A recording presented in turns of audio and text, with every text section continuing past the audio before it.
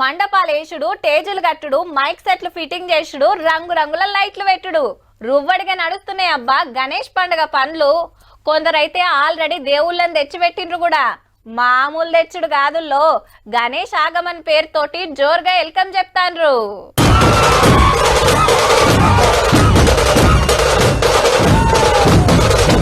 ఖైరతాబాద్ బడా గణపతికి గిట్ల వెల్కమ్ చెప్పిండ్రు. 69 అడుగుల మట్టి విగ్రహం శ్రీ విశ్వశాంతి మహాశక్తి గణపతిగా కొలువైండు.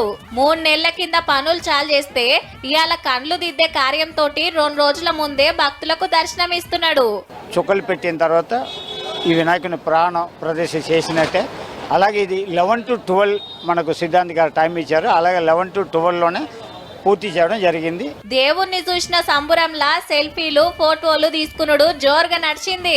ఇక స్వర్ణగిరి వెంకటేశ్వర స్వామి గుడి సెట్టింగ్ లో కూసుంటాడు బాలాపూర్ వినాయకుడు. రేపటి వరకు మొత్తం ఓడిపిస్తారట. అక్కడ గుడి ఎట్లున్నదో సేమ్ టు సేమ్ గట్లనే సెట్టింగ్ చేసిండ్రు. గత సంవత్సరం నుంచి 20 నుంచి 30 లక్షలు ఒక మండపానికి ఖర్చు అయిందండి. ఈ సంవత్సరం ఒక 5 నుంచి కొద్దిగా ఎక్కువ అవుతుందని మేము అనుకుంటున్నాము. వనస్థలిపురంలా 33 అడుగుల మట్టి గణపతి రెడీ అవుతుండు. కాచిగూడల సుదర్శన చక్రం మీద కొలువైండు గణపతి. మోడీ సారే డ్రైవర్ సీట్ లో కూసున్నాడు. పాత బస్తీ ఉప్పుగూడల ఆపరేషన్ సింధూర్ గణపతిని పెట్టిండ్రు.